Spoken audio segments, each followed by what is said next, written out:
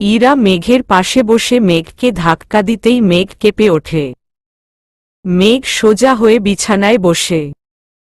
ইরা মেঘের দিকে পানির গ্লাস এগিয়ে দেয়। মেঘ সামান্য পানি খেয়ে গ্লাসটা সেন্টার টেবিলে রেখে দিল। ইরা মেঘকে জিজ্ঞেস করল, কি হয়েছে তোর? হাসপাতাল থেকে বের হওয়ার পর থেকেই দেখছি তুই কেমন যেন চুপসে গেছিস। মেঘ কিছু তো শেয়ার করো, না হলে তোর প্রবলেমটা আমরা বুঝব কিভাবে? ইরা, আমি আবারও একটা অন্যায় করছি। কি বলছিস মেঘ? ইরা, এই বিয়েটা বন্ধ করবন। পাগল হয়ে গেছিস তুই? আমি ঠিকই বলছি। আমি এইভাবে আর শ্রাবণকে ঠকাতে চাই না। মেঘ, কি বোকার মতো কথাবার্তা বলছিস তুই? আমি ঠিকই বলছি ইরা। এমনিতেও মিথ্যে পরিচয় একটা অন্যায় আমি করছি আর পারব না। মেঘ, কি হয়েছে তোর? কেন এসব বলছিস তুই? আমি এক্ষুনি শ্রাবণকে সব সত্যি বলে দিব। কি বলবি তুই? 2014 সালের সেই দিনের কথা। হেভ ইউ গন মেঘ? জানি না ইরা। আমি শুধু জানি শ্রাবণকে সব সত্যি জানাতে হবে। কি বলবি তুই? সেদিন কি হয়েছিল সেই কথা? ঠিক আছে বল, আমি বাধা দিব না। কিন্তু একটা কথা, এই কথা জানার পর যদি ভাইয়া এই বিয়েটাই ভেঙে দেয় তখন কি করবি? ভেঙে দিক বিয়ে, তাতে কিছু যায় আসে না আমার। অ্যাটলিস্ট আমাকে মিথ্যের আশ্রয় নিতে হবে না। সব সময় মিথ্যে কিন্তু অন্যায় হয় না মেঘ। মিথ্যে খুব বড় অন্যায়। আর চাপ নিতে পারছি না আমি। সব বলে দিব। আমি যে মেঘ সেটাও বলবো। মেঘ, আমার কথা শোন। কোনো কথা না, আমি এখনই বলছি। পাগলামি করিস না মেঘ। ইরা মেঘকে বারবার বাধা দিচ্ছে, কিন্তু মেঘ ইরার কথা শোনার মতো সেন্সে নেই। মেঘের ভেতরে একটাই যে দেখুন, সব কথা শ্রাবণকে জানাতে হবে, নয়তো শ্রাবণকে ঠকানো হবে। এইভাবে এত বড় অন্যায় চাপা দেওয়া যায় না। সব জানা দরকার শ্রাবণের। মেঘ শ্রাবণের ফোনে বারবার কল দিতে থাকে। অনেক ট্রাই করেও শ্রাবণের সাথে কথা হলো না। মেঘ হাত থেকে ফোনটা বিছানায় ছুঁড়ে ফেলে। মুখ ঢেকে কাঁদতে থাকে মেঘ। আলতো স্বরে নিচু গলায় বলতে লাগল, আমায় ক্ষমা করো শ্রাবণ। আমি চাই না আনিকার জায়গায় নিজেকে দাঁড় করাতে। আমি জানি আমি তোমাকে ঠকাচ্ছি, কিন্তু আমি নিরুপায় শ্রাবণ। ক্ষমা করো আমাকে। ইরা মেঘকে জড়িয়ে ধরে সান্ত্বনা দিতে থাকে। মেঘের চোখের জল মুছে মেঘকে বলল, যখন এই দুটো চোখ থেকে অনুতাপের জল ঝরে তখন কেবল মানুষের মনে তার ভালোবাসার মানুষটার জন্য যে অনুভূতি, যে ভরসা আর যে ভালোবাসা জন্মায় সেটা আর কোনোভাবেই মুছে ফেলা যায় না। একটা কথা কি জানিস মেঘ?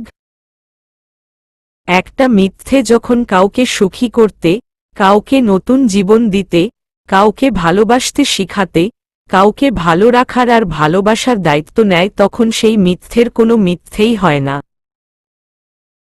তখন কেবল সেই মিথ্যেটাই একটা বড় ইস্যু হয়ে দাঁড়ায়। কারণ একটা মিথ্যে তখন একটা জীবন গড়তে ব্যস্ত হয়ে পড়ে। আর এই মিথ্যে কোনো অন্যায় নয় মেঘ। এই মিথ্যে একটা মানুষকে ভালোবাসার জন্য সৃষ্টি, একটা মানুষকে ভালো রাখার জন্য সৃষ্টি, তাই এই মিথ্যে এখন মহামূল্যবান। তুই শত চাইলেও আর শ্রাবণ ভাইয়াকে সত্যি বলতে পারবি না। কারণ তুই জানিস তুই শ্রাবণ ভাইয়াকে ভালোবাসিস। তুইই এখন একমাত্র অবলম্বন ভাইয়ার। তাই তুই এমন কোনো কাজই এখন করবি না যার ফলটা শুধু তোকেই ভোগ করতে হয়। ইরা, আমি তো অন্যায় করছি সত্যিটা লুকিয়ে। বললাম তো এটা কোনো অন্যায় নয়, বরং এটা ভালোবাসার অন্য একটা অস্ত্র, যে অস্ত্র কেবল ভালো রাখার দায়িত্ব নেয়, কাউকে ঠকানোর দায়িত্ব নয়। এর মাঝেই মেঘের ফোনটা বেজে ওঠে। মেঘ ফোন হাতে নিয়ে ইরার দিকে তাকিয়ে আছে। ইরা ফোন তুলতে বললে মেঘ ফোন কানে তুলে। ইরা মাথা নাড়িয়ে বারবার মেঘকে বারণ করছে সত্যিটা যে না বলে। মেঘ কি কথা বলবে খুঁজেই পাচ্ছে না। গলার স্বরটা কেমন যেন কাঁপছে শুধু। মেঘ কাঁপা কাঁপা গলায় বলল, হ্যালো। তুমি তখন ফোন করেছিলে, আমি ড্রাইভে ছিলাম, খেয়াল করিনি। হ্যাঁ, তুমি পৌঁছালে কি না সেটা জানতে ফোন করেছিলাম। আমি মাত্র বাসায় ঢুকেছি। চিন্তা করো না, আমি ঠিক আছি। তুমি কিভাবে বুঝলে আমি চিন্তা করছি? যে আমাকে ভালো রাখার দায়িত্ব নিয়েছে সে আমার জন্য চিন্তা করবে, আমাকে কেয়ার করবে, এটাই স্বাভাবিক নয় কি? হ্যাঁ, আচ্ছা এখন রাখি তাহলে। পরে ফোন করব। ওকে, সাবধানে থেকো। আল্লাহ হাফেজ। কোনোরকম পালাই পালাই করে ফোনটা কেটে দেয় মেঘ। ইরা স্বস্তির নিঃশ্বাস ফেলে মেঘকে বলল, দেখলি তো, তুই পারিসনি সত্যি বলতে। আমি কি করব বলতে পারিস? আচ্ছা মেঘ, এই এত বছর অতিবাহিত হওয়ার পরে আজ হঠাৎ কেন তোর পুরনো দিনগুলোর কথা মনে পড়ল? আবির ফিরে এসেছে। ইরা মানে? আবির তো জেলে। জেল থেকে পালিয়েছে ওই বদমাশ। আজকে আমাকে ফোন করেছিল। ভয় পাস না। শত চাইলেও আবির এবার আর তোর কোনো ক্ষতি করতে পারবে না। আবির যদি কোনোভাবে শ্রাবণকে কন্ট্যাক্ট করে নেয়, কোনো না কোনো উপায় নিশ্চয়ই বের হবে। এত ভাবিস না। আমরা আছি তো। তোরা আছিস বলেই তো আমিও আছি। আবিরের মতো একটা পিশাচকে সঠিক শাস্তি যতদিন না দিতে পারছি ততদিন আমি শান্তি পাব না। ইরা, আবিরকে শাস্তি দিতে আইন আছে, আর প্রয়োজনীয় প্রমাণও আমাদের কাছে আছে। শুধু আবিরের লোকেশন পাওয়ার অপেক্ষা। হ্যাঁ, ঠিক বলেছিস। ওর পাপের শাস্তি ওকে পেতেই হবে। অন্যায়কারীরা কখনো বাঁচতে পারবে না মেঘ। এসব নিয়ে চিন্তা না করে এখন শুধু তুই শ্রাবণ ভাইয়াকে নিয়ে ভাব। আর তো মাত্র কদিন, তারপরেই তো বিয়ের সানাই বাজবে। আমাদের মেঘ রানী কনে সাজবে। তার একটা সংসার হবে, দু একটা বাচ্চা কাচ্চা হবে। সারাদিন সেই বাচ্চাদের পিছনে টই টই করে ঘুরে বেড়াবে, আর মামা চিৎকার শুনবে। ইরা, ফ্রেশ হয়ে নে। তারপর এই ড্রেস আর শাড়িগুলো চেক করতে হবে। 40। দুজনই ফ্রেশ হয়ে ড্রেস আর শাড়ি কালেকশনগুলো দেখছে। মেঘের জন্য কেনা প্রত্যেকটা শাড়ি আর ড্রেস শ্রাবণের পছন্দের। জুতো, জুয়েলারি, আরও সাজগোজের অনেক জিনিস যা শ্রাবণ একাই পছন্দ করেছে। মেঘ প্রতিটা জিনিসগুলো ছুঁয়ে দিচ্ছে। মনে হচ্ছে শ্রাবণকে পেয়ে সব অপূর্ণতা মুছে গেছে। দামি কাপড়, দামি জুয়েলারি এসবের জন্য নয়। একটা মানুষ মেঘকে এতটাই বোঝার চেষ্টা করছে যে একটা সম্পর্ক টিকিয়ে রাখতে এই বোঝাটা খুব দরকার। শ্রাবণ নিজের জন্য মেঘের থেকে পাওয়া উপহারগুলো আলমারিতে রেখে একটু বিশ্রাম নিতে বিছানায় শরীরটা হেলিয়ে দিল। আদনান ঘুমোতে গিয়ে নওরিনের সেদিনের কথা মনে করতেই একটু কষ্ট পায়। এইভাবে নওরিন ওকে পর করে দিল এই ভেবে। নওরিনের সাথে দেখা হয়নি 4 দিন ধরে। এর ভেতরে নওরিন অনেকবার আদনানের সাথে যোগাযোগ করার চেষ্টা করেছে, কিন্তু আদনান প্রতিবারই নওরিনকে অবহেলা করে গেছে। যখন বিনা বাধায় মানুষ সুখ অর্জন করে তখন সে তার মর্যাদা দিতে ভুলে যায়। আর যখন কোনো সুখের জন্য কঠোর পরিশ্রম করতে হয় তখন সে সুখের দাম থাকে অনেক। তাই মানুষ দামি জিনিসটারই বেশি মূল্যায়ন করে। আর এই দামি কম দামি জিনিসগুলোর তফাৎ খুঁজতে মানুষ অনেক সময় অনেক ভুল করে যা সে তখন বুঝে না। যখন হারিয়ে যায় সেই দামি জিনিস আর বেদনার নীল রং জমে উঠে মনের গহীনে তখন সে বুঝে সে ভুল করেছে। অবহেলা খুব ভয়ঙ্কর একটা অভিশাপ। কাউকে বিনা দোষে অবহেলা করাটা বোকামি ছাড়া কিছুই না। কিন্তু কাউকে একটু ভালোবাসা বোঝানোর জন্য, একটু অনুভূতি জাগানোর জন্য অবহেলা করাটা দোষের কিছু না। আদনান এখন ঠিক সেটাই করছে। এতে আদনানের বা নওরিনের কারোই কোনো দোষ নেই। যখন নওরিন বুঝবে তখন হয়তো সেদিনের করা ব্যবহারটার কথা একটু হলেও ভাববে। আদনান জানে তার এই ত্যাগের বিনিময়ে একদিন নওরিন ঠিকই তার ভালোবাসার মায়াজালে ধরা দিবে। যে মায়াজাল উপেক্ষা করার শক্তি কোনো মায়াবিনীর নেই। জোর করেও কেউ পারে না উপেক্ষা করতে। নওরিনের জন্য আদনানের ভেতরটা চটপট করছে। বারবার নওরিনকে দেখতে চাইছে। কতদিন মেয়েটার গলার আওয়াজ শোনা হয়নি।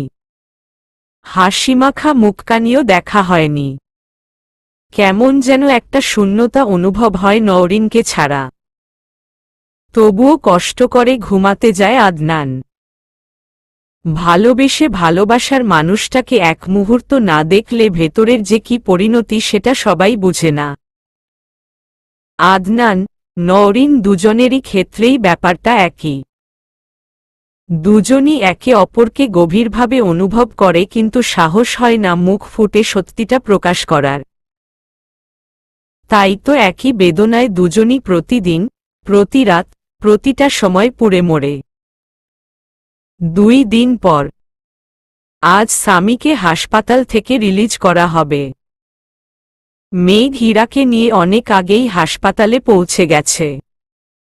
সামির বাবা ডিসচার্জ পেপারে সই করে দিলেন। মেঘ সামির লাগেজটা নিজের গাড়িতে নিয়ে রেখে দেয়। তারপর সামিকে নিয়ে বিদায় নেয় সামির বাবা মায়ের থেকে। সামির মা আর মেঘ মিলে সামিকে গাড়িতে বসায়। ইরা পিছনে বসেছে আর পাশে সামিও। মেঘ নিজেই গাড়ি ড্রাইভ করছে। ইরা না সামির দিকে তাকাচ্ছে আর না সামিকে ভালো করে লক্ষণ করছে। খুব দূরত্ব রাখার চেষ্টা করছে। সামি বারবার আজকের ইরা আর সেদিনের ইরার মাঝের পার্থক্যটা খোঁজার চেষ্টা করছে। সেদিনের সেই ইরা ছিল বড্ড চঞ্চল আর মনমোহিনী, কিন্তু আজকের ইরা যেন সামির কাছে খুব অচেনা। বাইরের প্রকৃতির সাথে নিজেকে বেশ মানিয়ে নিয়েছে ইরা। সামি ইরার দিকে আর চোখে তাকালেও কিছু বলার সাহস করে উঠতে পারে না। গাড়ি থেকে নেমে মেঘ সামির লাগেজ নিয়ে ভেতরে যায়। আর ইরাকে বলে সামিকে ধীরে ধীরে ভেতরে নিয়ে আসতে। ইরা গাড়ি থেকে নেমে হাত বাড়ায় সামির দিকে। সামির ভেতরে কেমন যেন সংকোচ কাজ করছে তাই হাত ঘুটিয়ে রেখে দেয়। ইরা সামির এমন অবস্থা দেখে বলল, ভয় নেই, তোমাকে একা ফেলে আমি ভেতরে ঢুকব না। আর তোমাকে সাথে নিয়ে গেলেও কষ্ট পেতে দিব না। আমাকে ভরসা করতে পারো। আমি তো হোঁচট খাওয়ার ভয় হাত ঘুটিয়ে নেইনি। আমি তোমাকে কষ্ট থেকে বাঁচাতে হাত সরিয়ে নিয়েছি। কারো হেল্প করলে কষ্ট হয় না, বরং মনের ভেতরে এক অদ্ভুত সুখ আর তৃপ্তি পাওয়া যায়। সেই তৃপ্তির কাছে এই সামান্য কষ্ট কোনো দাগ কাটে না। সত্যি তো? একদম ঠিক আছে। তাহলে ভর দিলাম। নিঃসংকোচে দিতে পারো। সামি মুচকি হেসে ইরার দিকে হাত বাড়ায়। ইরা সামির এক হাত মুঠোয় নিয়ে অন্য হাতে কাঁধের অন্য পাশে ধরে ধীরে ধীরে স্বামীকে গাড়ি থেকে নিচে নামায়। ইরা স্বামীকে ঠিক সেইভাবেই জড়িয়ে রাখে যেভাবে রেখেছিল সেদিন নার্স হয়ে। স্বামী ইরার দিকে কেমন অদ্ভুত দৃষ্টি দিয়ে তাকায়। ভেতরে অন্যরকম একটা সুখের মাতাল হাওয়া ভয়ে যায়। ভেতরের অস্থিরতা কাটিয়ে এক সীমাহীন অনুভূতি জাগিয়ে তোলে। এই স্পর্শ, এই হাত, এই দুটি চোখ কেমন যেন স্বামীর কাছে অদ্ভুত আর চেনা চেনা লাগে। ইরা স্বামীর অবাক চোখে তাকানো দেখে বলল, থেমে গেলে কেন? কে তুমি? কে আমি মানে? তোমাকে আমি কি আগে থেকে চিনি? হ্যাঁ চিনো তো। কবে থেকে? বাহ রে, মেঘের এনগেজমেন্টের দিন তুমি আমি ডান্স করলাম। না, সেদিনের তুমি আর আজকের তুমি সম্পূর্ণ আলাদা। কিভাবে? সেদিনের তুমি ছিলে বড্ড চঞ্চল আর দুষ্টু মায়াবতীদের একজন। অথচ আজকের তুমি কেমন যেন অচেনা। যেন আজকেই আমাদের প্রথম দেখা।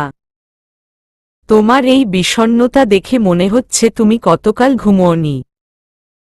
চোখের নিচে কালি, মুখে কথার ঝুড়ি নেই, মনটাও কেমন অন্যমনস্ক। কি হয়েছে তোমার? আমার কি হবে? আমি ঠিক আছি। হয়েছে তো আমার কাছের একজনের। কার কি হয়েছে? আমার হৃদয়ের। হৃদয়। ঠাট্টা করছো আমার সাথে? মোটেও না। আমার হৃদয়ের বালুচরে যে উত্থাল বালির ঢেউ জেগেছে। অভাগা ঘূর্ণিঝড় এসে আমার হৃদয়টাকে অস্থির করে দিয়েছে। তোলপাড় করে দিয়েছে আমার ভাবনাগুলোকে। ঝড়ের বেগে আঘাত হেনে কষ্ট দিচ্ছে আমার হৃদয়টাকে, হৃদয়ে থাকা মানুষটাকে। অথচ আমি কাছে থেকেও তাকে ছুঁয়ে দিতে পারি না। এই কষ্ট নিয়ে আমি চঞ্চলতা কোথায় খুঁজব বলতে পারো তুমি? ভালোবাসো সেই হৃদয়ের গভীরে থাকা মানুষটাকে? খুব ভালোবাসি। কিন্তু সে বুঝে না। কেন বুঝে না? তার মনে অন্য কেউ। ওহ, সরি। আমি জানতাম না। কৌতূহলবশত জিজ্ঞেস করে ফেলেছি। It's okay. এসো ভেতরে যাব। সবাই তোমার জন্য অপেক্ষা করছে। ইরা স্বামীকে নিয়ে ভেতরে ঢোকা মাত্রই মেঘের বাবা মা দুজনই স্বামীর কাছে গিয়ে স্বামীকে নিয়ে সোফায় বসেন। স্বামীর শরীরের অবস্থা জিজ্ঞেস করে জানতে চান স্বামী কি খেতে চায়। স্বামী শুধু চা খেতে চায় বলে সম্মতি জানায়। মেঘের মা স্বামীর জন্য চা তৈরি করতে বলে ইরাকে বলেন স্বামীকে নিয়ে স্বামীর রুমটা দেখিয়ে দিতে। ইরা ওনার কথামতো স্বামীকে নিয়ে উপরের ঘরে যায়। একটা রুমের ভেতরে ঢুকে স্বামীকে নিয়ে। ভেতরে ঢুকেই স্বামী বেশ অবাক হয়। রুমটা খুব সুন্দর আর পরিপাটি করে গুছিয়ে রাখা। স্বামীকে বিছানায় বসিয়ে রেখে ইরা ওয়ার্ড্রব থেকে স্বামীর জন্য একটা পাতলা টি শার্ট আর প্যান্ট বের করে আনে। স্বামী ইরার হাতে এসব দেখে জিজ্ঞেস করল, ইরা এসব কেন? ওমা রোগী বলে কি? এতদিন হাসপাতালে ছিলে। তোমার শরীরটা অনেকটা দুর্বল। হাসপাতালে থাকাকালীন কত বাজে গন্ধ সহ্য করতে হয়েছে। এখন একটু ফ্রেশ হয়ে আসো, আমি তোমার জন্য চা নিয়ে আসছি। কিন্তু ইরা আমি তো। স্বামী একা একা ওয়াশরুমে যেতে পারবে না এটা ইরা ভুলে গিয়েছিল। স্বামীর অমন মুখভার করে কথা বলাটা ইরার বুকে গিয়ে আঘাত করল। ইরা স্বামীর কাছে গিয়ে বসে বলল, তোমার অসুবিধা না থাকলে আমি তোমার শরীর মুছে দিতে পারি। এটা ঠিক হবে না। কেন হবে না? আমরা দুজনই আলাদা আলাদা মানুষ। কোনো অধিকার নেই এই দায়িত্ব পালন করার। একজন রোগীর সেবা করা কি দায়িত্বের মাঝে পড়ে না? পড়ে, তারপরেও আমি চাই না তুমি আমাকে স্পর্শ করো। কেন স্বামী? আমি তোমাকে ছুঁয়ে দিলে কি তুমি অপবিত্র হয়ে যাবে? না ইরা, তুমি শুধু শুধু ভুল ভাবছ। আমি তো কেবল। থাক, আর বলতে হবে না। আমি চলে যাচ্ছি। 41। ইরা স্বামীর কথা থামিয়ে দিয়ে বিছানা ছেড়ে উঠে ওয়াশরুমে যায়। একটা মগে সামান্য পানি আর পাতলা গামছা এনে স্বামীর হাতে ধরিয়ে দিয়ে রুম থেকে বেরিয়ে যায়। দরজাটা হালকা ধাক্কা দিয়ে যায়। স্বামী ইরার যাওয়ার পানে কিছু সময় তাকিয়ে মনেমনে বলল, তুমি জানো না ইরা কেন তোমাকে দূরে সরাচ্ছি। তুমি যতক্ষণ আমার কাছে থাক আমি কেবল তোমাতেই মগ্ন হয়ে যাই। কেমন যেন একটা টান সৃষ্টি হতে থাকে।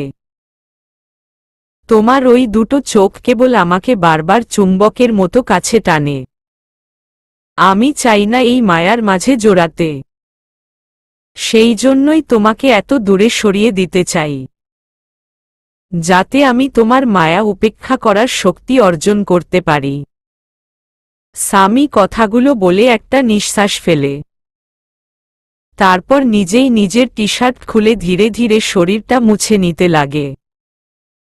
পেটের কাটা অংশে যখন কাপড়ের স্পর্শ লাগে তখনই স্বামী আহ বলে চিৎকার দিয়ে ওঠে। স্বামীর চিৎকারে ইরা দ্রুত চায়ের কাপ নিয়ে ভেতরে ঢুকে। সেন্টার টেবিলে কাপটা রেখে স্বামীর হাত থেকে গামছা এনে নিজেই স্বামীর শরীর মুছে দিতে লেগে পড়ে। স্বামীকে বকা দিতে দিতে স্বামীর শরীরটা মুছে দিচ্ছে ইরা। যে কাজ পারো না সেটা করতে যাও কেন? আমি পারবো, তুমি যাও। বোকার মতো আমি কেবল মরুভূমির বালুচরে বৃক্ষ রোপণ করে সেই বৃক্ষের ছায়া পাওয়ার প্রতীক্ষায় আছি। অথচ সেই বালুচরে কখনো বৃক্ষ কেন এক ফোঁটা শিশিরকণারও জমে থাকার শক্তি নেই। প্রখর রৌদ্রের জ্বলন্ত শিখায় সেই চারা বৃক্ষের গাছটি অনেক আগেই মরে গেছে। মানে, এসব তুমি বুঝবে না স্বামী। বুঝলে এই প্রশ্নটা আজ করতে না। ইরা কথাটা বলে মাথা তুলে তাকিয়ে দেখে স্বামী রাগী চোখে ইরার দিকে তাকিয়ে আছে। ইরা স্বামীর দিকে পাত্তা না দিয়ে শরীর মুছে কাটার জায়গায় মলম লাগিয়ে দিল, যাতে সেলাইয়ের জায়গাটা তাড়াতাড়ি শুকিয়ে যায়। সেলাই কাটা হলেও ক্ষতটা এখনো রয়ে গেছে, তাই কিছুদিন স্বামীকে হাঁটা চলা একদম কমিয়ে দিতে হবে। হাঁটলেও খুব সাবধানে হাঁটতে হবে, নয়তো সেলাইয়ের জায়গায় টান খেলে সেফটিক হওয়ার চান্স বেড়ে যাবে। ইরা মলম লাগিয়ে একটা টি শার্ট পরিয়ে দ্রুত রুম থেকে বেরিয়ে গেল। ইরার হুটহাট অদ্ভুত অদ্ভুত এমন সব কথাবার্তার কোনো মানেই স্বামী বুঝল না। অবশ্য স্বামী ইরার এসব কথায় খুব একটা মনোযোগ দিল না। ইরা চলে গেলে স্বামী চা খেয়ে শরীরটা একটু চাঙ্গা করে নিতে ব্যস্ত হল। ইরা মেঘের রুমে গিয়ে দেখে মেঘ বিমর্ষ চেহারা নিয়ে ফোনের দিকে তাকিয়ে আছে। মেঘের এমন মলিন চেহারা দেখে ইরার ভেতরে সাথে সাথেই চিন্তা ঢুকে যায়। ইরা মেঘের পাশে বসতেই মেঘ ইরাকে জড়িয়ে ধরে ফোঁপাতে থাকে। মেঘ সচরাচর কাঁদে না। হুটহাট মেঘের এমন কান্না কেমন যেন সন্দেহজনক লাগল ইরার কাছে। ইরা জানে মেঘের ভেতরে কিছু না কিছু চলছে, তাই মেঘ এইভাবে চোখের জলে সব ভাসিয়ে দিতে চেষ্টা করছে। ইরা ধীরে ধীরে মেঘের মাথায় হাত বুলাতে শুরু করে। মেঘ নিজে থেকেই মুখ খুলে, কারণ ইরাই একমাত্র ব্যক্তি যে মেঘকে খুব বুঝে। মেঘের প্রতিটা সুখ দুঃখের সাক্ষী ইরা। সুখের দিন আর দুঃখের দিনের একমাত্র ছায়া সঙ্গী এই ইরা। বলা না বলা সব কথাই ইরার জানা। ইরার কাছে সব শেয়ার করলে মনের ভেতরে অদ্ভুত এক প্রশান্তি পায় মেঘ। তাই ইরার কিছু জানার জন্য মেঘকে কোনো প্রকার প্রশ্ন করার প্রয়োজন হয় না। ইরা খুব ভালো করেই জানে মেঘ নিজে থেকেই সব বলবে। তাই ইরাও মেঘের মুখ থেকে শোনার অপেক্ষায় আছে। ইরাকে জড়িয়ে ধরেই মেঘ বলল, ইরা বল না বোন, অতীতের সামান্য একটা ব্যাপার এখন কেন বর্তমানে এসে আঘাত করছে? সামান্য হলেও অতীতটা অতীতই থাকে মেঘ। তবে তোর এই অতীতটা তেমন ভয়ঙ্কর না, আবার তেমন সুখেরও না। মানুষ চাইলে সবই করতে পারে। আমি জানি তুই আবিরের ব্যাপার নিয়ে চিন্তা করছিস। দেখ, আবিরকে এইভাবে শাস্তি দেওয়া যাবে না। আবির তো পুরোপুরি নাগালের বাইরে। কিভাবে খুঁজে বের করব আমরা? আবির আমার নাম্বার পেল কোথায় সেটাই খুব ভাবাচ্ছে। দেখ, তোর নাম্বারটা আমাদের চেনা পরিচিত সবার কাছেই আছে। আমার কেন জানি না মনে হচ্ছে আমাদের মাঝের কেউ তোর ক্ষতি করতে চাইছে, যে তোকে আর আবিরকেও চিনে, এমনকি সব ঘটনার সাক্ষীও। আমার চেনা পরিচিত সবাই তো ঢাকায়। গ্রামের কারো সাথে আমার যোগাযোগ নেই। এমনকি সব বন্ধুদের সাথেও আজকাল যোগাযোগ হয় না। তাহলে আবির কিভাবে এতদূর পৌঁছালো? সবটা আমরা তখনই জানব যখন আবির আমাদের সামনে আসবে। আবির তো গা ঢাকা দিয়ে আছে। তুই শুধু শুধু চিন্তা করছিস। আবির কিছুই করতে পারবে না। খুব ভয় হচ্ছে ইরা। একদমই ভয় পাবি না। তুই তো কোনো অন্যায় করিসনি, তাহলে ভয় কেন পাবি? আমার ভয়টা তো শ্রাবণকে নিয়ে। ভয়টা দূর করে নে। কিভাবে? কথা বল ভাইয়ার সাথে। আমি নিচে আছি। চাচ্চু ডেকোরেটরকে ডাকিয়েছে। 42। ইরা মেঘকে রুমে রেখে নিচে চলে আসে। মেঘ ভয় ভয় শ্রাবণকে ফোন করতে যায়। মোবাইলটা হাতে নিতেই টুং করে মেসেজ টিউন বেজে উঠল। মেঘ মেসেজটা সিন করে দেখে অপরিচিত নাম্বার থেকে আজকেও আরেকটা মেসেজ। মেঘ মেসেজটা পড়তে শুরু করে। বিয়ে করতে যাচ্ছ শ্রাবণ মাহমুদকে। বিয়ে করো, কোনো অসুবিধা নেই। কিন্তু সব কথা শ্রাবণ জানে তো? তোমার আর আমার ব্যাপারে সব। না জানলে এখনই সব জানাও, পরে যেন তোমাকে এর জন্য আফসোস না করতে হয়। এক কাজ করি, তোমার কাজটা আমিই সহজ করে দেই। তোমার হয়ে সব কথা শ্রাবণকে আমিই বলছি। এতে শ্রাবণ খুব সহজেই তোমাকে ভুল বুঝবে। তাহলে তো আর তোমাদের বিয়েটাও হবে না। আগের নাম্বারটা চেঞ্জ করেছি আর এখন এইটাও করব। মনে রেখো, আমি তোমার অতীত, তোমার খুব কাছেই আমার চলাফেরা। তুমি চাইলেও আমাকে ছুতে পারবে না। মেঘ মেসেজটা দেখে আর সাহস পায় না শ্রাবণকে কল করার। আবিরের এমন এমন কাণ্ডকারখানাতে মেঘ ভীষণ প্যারাময় সময় পার করছে। কি করবে কিছুই ভেবে না পেয়ে ফোন হাতে নিয়ে রুম থেকে বের হল। ইরাকে সামির রুমে যেতে বলে নিজেও সামির রুমে যায়। তিনজনে মিলে মেসেজটা নিয়ে ঘাটাঘাটি করে। সামি ফোন বের করে পুলিশকে আবিরের দুটো নাম্বার দিয়ে দেয়, আর এই নাম্বারগুলোর লোকেশন জানতে চায়। সামির চাচ্চু পুলিশ অফিসার, তাই তিনি বলে দেন এই ব্যাপারটা তিনিই হ্যান্ডেল করবেন। তবে এই কদিন মেঘকে পাক্কা সিকিউরিটি দিয়ে রাখা হবে, যাতে আবির কোনোভাবে মেঘের কাছাকাছি আসতে না পারে।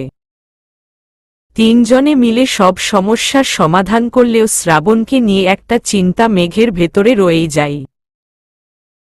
শ্রাবণকে হারানোর ভয়টা মেঘকে কুঁকড়ে দিচ্ছে। ইরা আর সামি মিলে মেঘকে যথেষ্ট প্রোটেক্ট করার চেষ্টা করছে। মেঘের চিন্তাভাবনা আর ইরা স্বামীর চিন্তাভাবনা সবই এখন শ্রাবণকে নিয়ে। মেঘ ওদের দুজনকে বলল, আমাকে আগলে রাখলি ঠিক আছে, কিন্তু শ্রাবণের ব্যাপারটা কি হবে? আবির তো শ্রাবণ অবধি যে কোনো সময় পৌঁছে যাবে। আর একবার শ্রাবণকে কাছে পেলে জানি না কি বলবে। মেঘের এমন ভয় ভয় কথা শুনে স্বামী মুচকি হাসল। তারপর বলল, তোমার কাছে তো সেদিনের সেই প্রমাণগুলো আছে। হ্যাঁ আছে। এসব দেখিয়ে কোনো লাভ হবে বলে মনে হচ্ছে না, কারণ আজকাল সবই কম্পিউটার গ্রাফিক্স। পিকচার গ্রাফিক্স হলেও ভিডিও তো গ্রাফিক্স হবে না।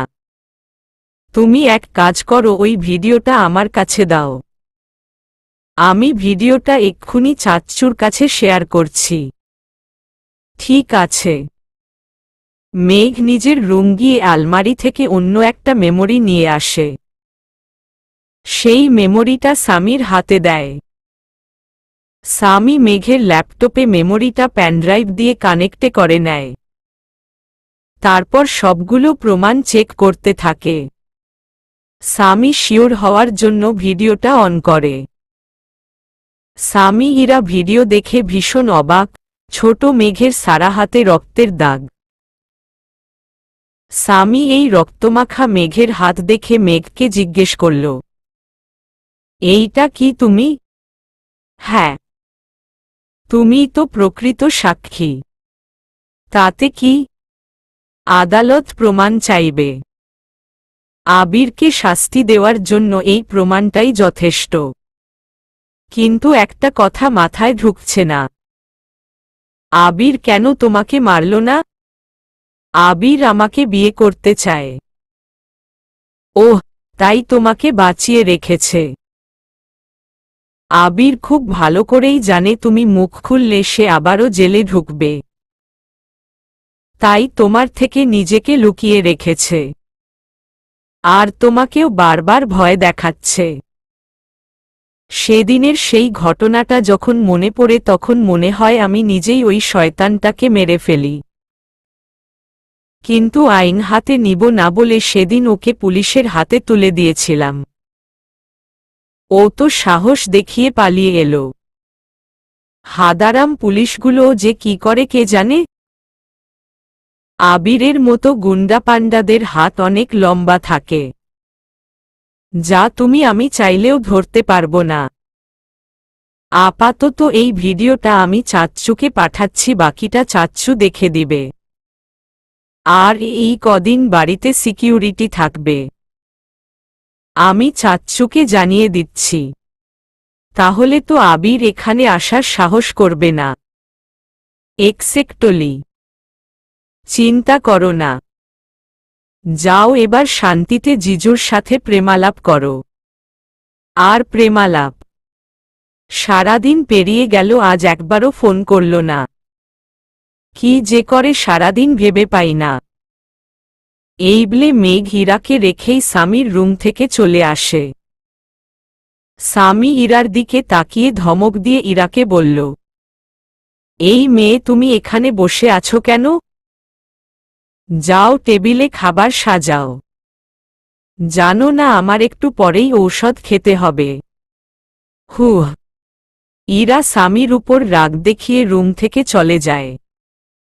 স্বামী পিছন থেকে মুচকি হাসে। তারপর চাচ্চুকে ফোন করে কড়া সিকিউরিটির কথা জানিয়ে দেয়। মেঘের ক্ষতি হোক কেউই চায় না। সবাই মেঘকে ভালোবাসে, তাই যে কেউ মেঘের বিপদে এগিয়ে আসে নির্দ্বিধায়। রাতের খাবার খেতে বসে সবাই মেঘকে নিয়ে ভীষণ দুশ্চিন্তা করছে। সবার চেহারার মাঝেই কেমন যেন টেনশনের চাপ, ভয় আর মেঘের ক্ষতির আশঙ্কা, যা কাউকেই ঠিকমতো রেহাই দিচ্ছে না। মেঘের বাবা খাবার সামনে নিয়ে মুখ ভার করে বললেন, কাল তো মেঘের গায়ে হলুদ। সারা বাড়ি জুড়ে মেহমানরা থাকবেন। যদি কোনোভাবে আবির এখানে পৌঁছে যায় তখন মেঘকে আমরা লুকাবো কোথায়? মেঘের বাবার এই যুক্তিসঙ্গত কথা শুনে সবাই চিন্তায় পড়ে যায়। সামি মেঘের বাবার দিকে তাকিয়ে বলল, আঙ্কেল, চিন্তার কোনো কারণ নেই।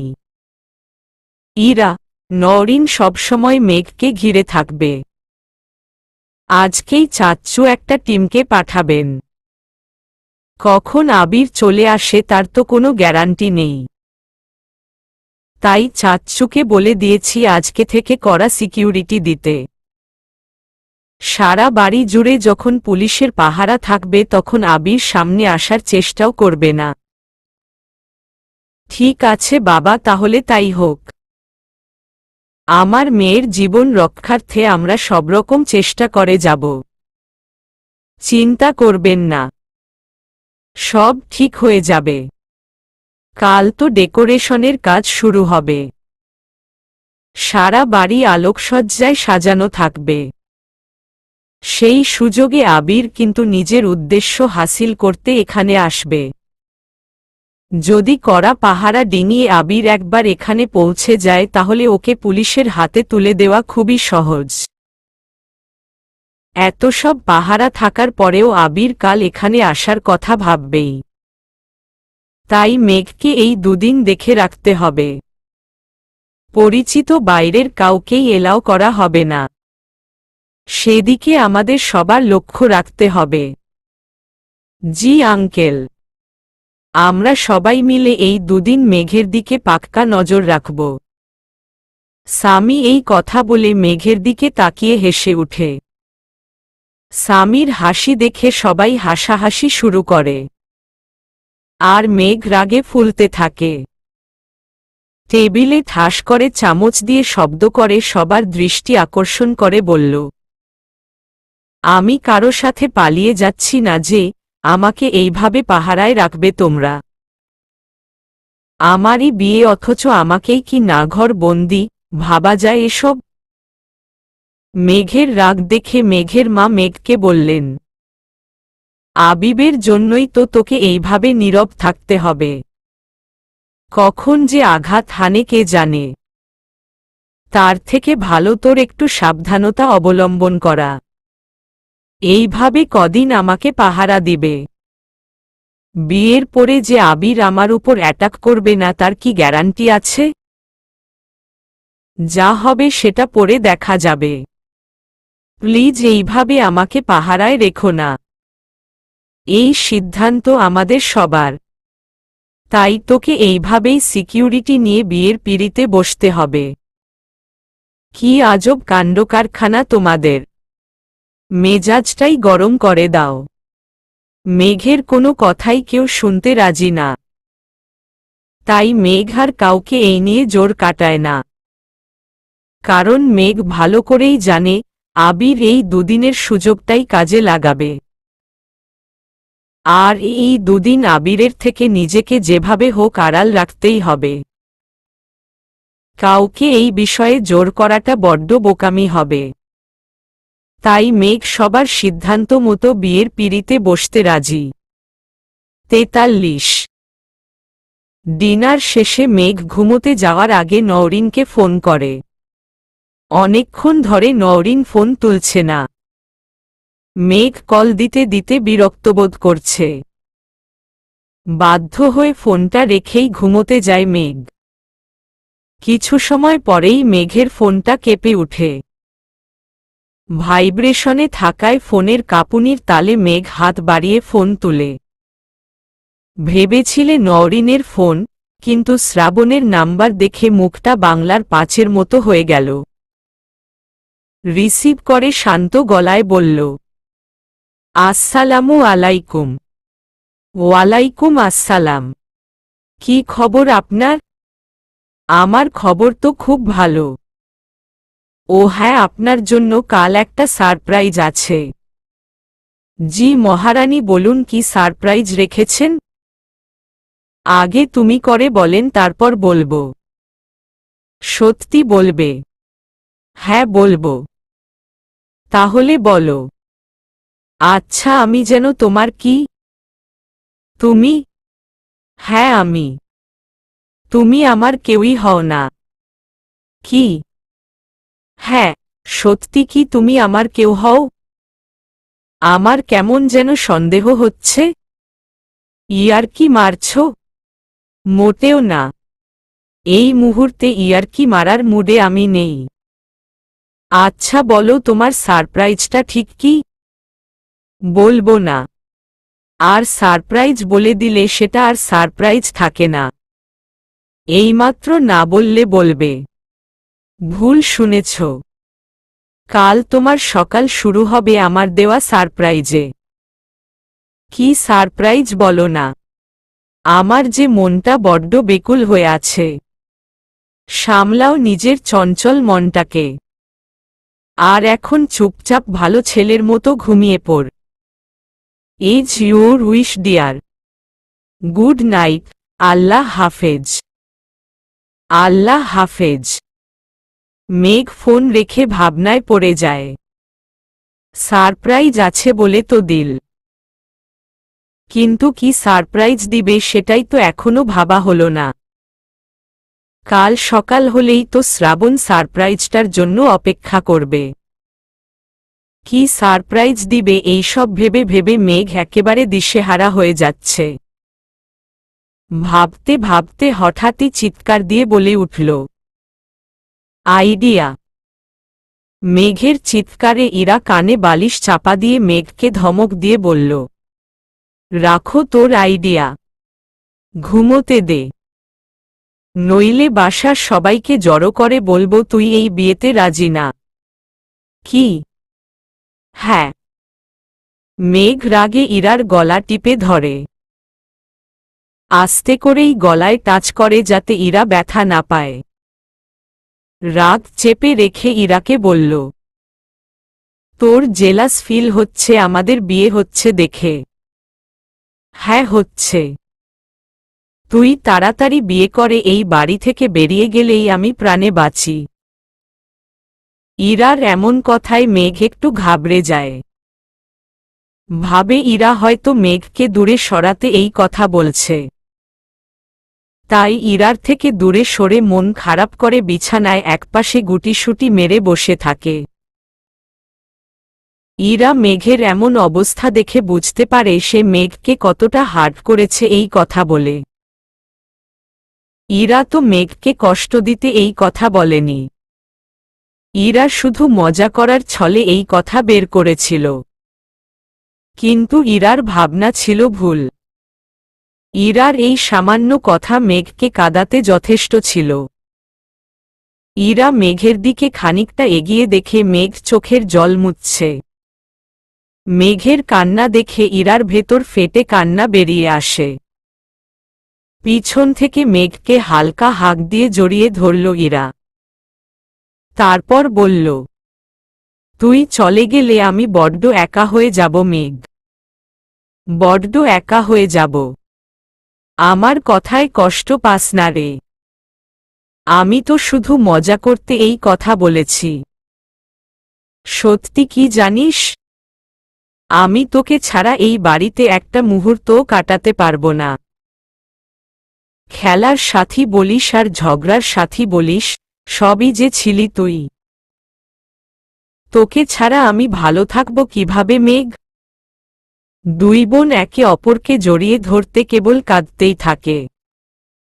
এই কান্না যে আপনজনকে ছেড়ে চলে যাওয়ার কান্না। ভাই বোন, বাবা মা, আত্মীয় স্বজন, পাড়া প্রতিবেশী সবাইকে ছেড়ে একা একা ভালো থাকা যায় না। তবুও প্রতিটা মেয়েকে শক্ত মন নিয়ে তৈরি থাকতে হয়। কারণ আজ না হয় কাল তাকে বাবার বাড়ি, মায়ের আঁচল সব ছেড়ে শ্বশুরবাড়ি যেতেই হবে। সব সময় শুধু মেয়েদেরকেই এই ত্যাগটা করতে হয়। এই ত্যাগের বিনিময়ে সে অন্য এক পরিবার পায় ঠিকই, কিন্তু প্রকৃত বাবা মা হওয়ার সুখে কেউ দিতে পারে না। মেয়েগুলো একটা সময় সেই অচেনা পরিবারকে আঁকড়ে ধরে বাঁচার পথ খুঁজে। ধীরে ধীরে সে এই পরিবারের সাথেই নিজেকে মানিয়ে নেয়। তৈরি করে এক নতুন সুখের রাজ্য। মেঘের ভেতরেও ঠিক এমনই তোলপাড় চলছে। বাইরে থেকে মেয়েটা যতটা শক্ত ভেতরে ঠিক তার থেকে দ্বিগুণ দুর্বল। প্রতিটা মেয়েরই এক না একটা দুর্বলতা থাকেই। আর মেঘের সবচেয়ে বড় দুর্বলতা এখন ওর মিথ্যে পরিচয়টা। কিভাবে সবকিছু সামলে মেঘ শ্রাবণের মুখোমুখি সেই ভাবনায় মেঘের ভেতরে হাজারো চিন্তার ছড়াছড়ি। ইরা মেঘকে সান্ত্বনা দিয়ে ঘুম পাড়ায়।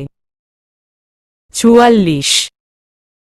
বৃহস্পতিবার সকালটা শুরু হয় হইচই হাসি ঠাট্টার মাধ্যমে। মেঘ ফ্রেশ হয়ে নিচে যাবে তখনই আদনান দৌড়ে আসে মেঘের রুমের দিকে। বের হতেই দুজনে মুখোমুখি হয়। মেঘ আদনানের দিকে তাকিয়ে হাত বাড়িয়ে বলল, আমার জিনিসটা দাও, আমি এখনই বের হতে হবে। এই নাও। তুমি কি এখনই বের হবে? হ্যাঁ, কেন? তোমার তো বাইরে যাওয়া বারণ। আমার কাছে দাও, আমি পৌঁছে দিব। একদম না। বাইরে যাওয়া বারণ আছে সেটা ঠিক, কিন্তু এখন তুমি ছাড়া কেউই জানবে না আমি বাইরে যাচ্ছি। বাইরে পুলিশের পাহারা। তুমি তাদের ডিঙিয়ে বাইরে যাবে কিভাবে? সে চিন্তা তোমার না করলেও চলবে। তুমি ব্যাস সবাইকে সামলাও। আমার ফিরে আসতে মাত্র ২ ঘন্টা লাগবে। ঠিক আছে, সাবধানে যাও।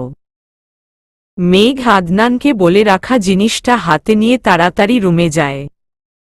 বোরখা পরে মুখটা সম্পূর্ণ ঢেকে রাখে। তারপর চুপি চুপি রুম থেকে বেরিয়ে বাড়ির পিছনের দরজা দিয়ে দেয়াল টপকে পালিয়ে যায়। চারিদিকে এত হইচই যে পুলিশগুলো খেয়ালও করল না মেঘ যে পালিয়ে গেল। রাস্তার মোড় থেকে একটা সিএনজি নিয়ে মেঘ নিজের উদ্দেশ্য সফল করতে বেরিয়ে গেল।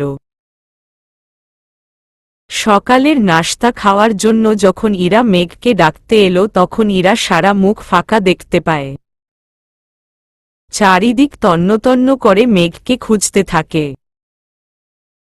রুমে না পেয়ে একজন একজন করে বাড়ির পরিচিতদেরকে মেঘের কথা যখন জিজ্ঞেস করবে তখন আবার ভাবল সবার টেনশন বেড়ে যাবে যখন সবাই শুনবে বিয়ের কনে ঘর থেকে হাওয়া। ইরা কোনো উপায় না পেয়ে দ্রুত মেইন গেইটের সামনে যায়। সিকিউরিটি গার্ডকে গিয়ে জিজ্ঞেস করলে সে উত্তর দেয়, বাড়ি থেকে কাউকেই বের হতে দেখেনি সে। ইরা আর কিছু জানতে না চেয়ে বাড়ির ভেতরে আসে। তারপর স্বামীর কাছে যায়। স্বামী তখন রুমে আদনানের সাথে গল্প করছিল। ইরার গম্ভীর আর চিন্তাযুক্ত চেহারা দেখে স্বামী আর আদনান দুজনই ভয় পেয়ে যায়। স্বামী কিছু বলার আগেই ইরা বলল, মেঘকে দেখেছ তোমরা? কই না তো। আমি তো দেখিনি। আদনান তুমি দেখেছ? স্বামীর কথা শুনে আদনান হালকা কাশি দিল। তারপর এক গ্লাস পানি ডগডগ করে গিলে ইরাকে বলল, ২ ঘন্টার ভেতর ফিরছে। মেঘ বাড়ির বাইরে। হ্যাঁ। কিভাবে গেল? সিকিউরিটি গার্ড তো বলল সে দেখেনি। আর তুমি যখন জানো মেঘ বাড়ি থেকে বেরিয়ে গেছে তাহলে এতক্ষণ আমাকে জানাওনি কেন? এখন আমি কি জবাব দিব বড়মাকে? দেখ হীরা, এই মুহূর্তে মেঘকে হেল্প করাটা আমার কাছে ইম্পর্টেন্ট মনে হয়েছে। তাই আমি ওকে বাড়ি থেকে বেরিয়ে যেতে হেল্প করেছি। আর আমি জানি সবাই জানার আগেই মেঘ ফিরে আসবে। কোথায় গেছে সেটা তো বলো। কোথায় আবার, যেখানে বউ হয়ে যাবে সেখানে। শ্রাবণ ভাইয়ার কাছে। হ্যাঁ। কালকেই তো বিয়ে, আজকেই বের হওয়াটা কি খুব দরকার ছিল? সারা বাড়ি ভর্তি মেহমান।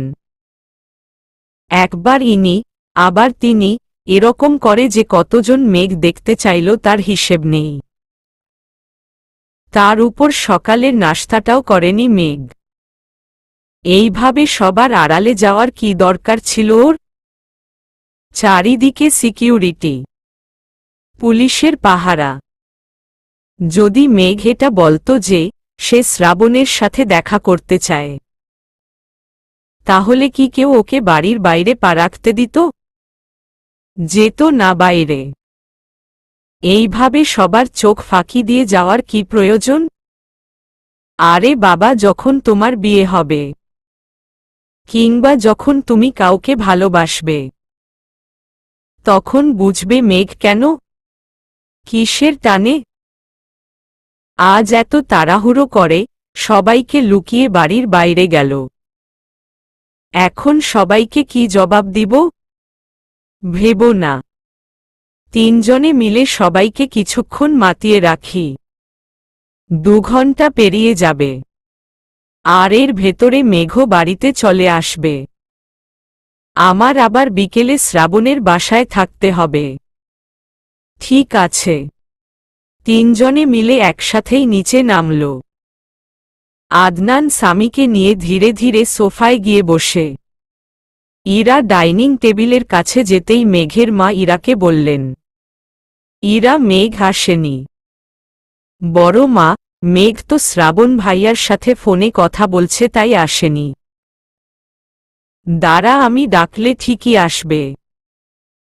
মেঘের মা সিঁড়ির কাছে যেতেই ইরা তাড়াতাড়ি আদনানকে ওনার কাছে পাঠিয়ে দেয়। আদনান ওনার সাথে ভাব জমিয়ে উল্টো পাল্টা কথাবার্তার মাঝে ব্যস্ত রাখে।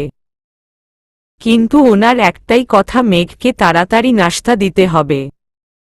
তারপর আবার মেঘকে সব নিয়ম মেনে গোসল করতে হবে।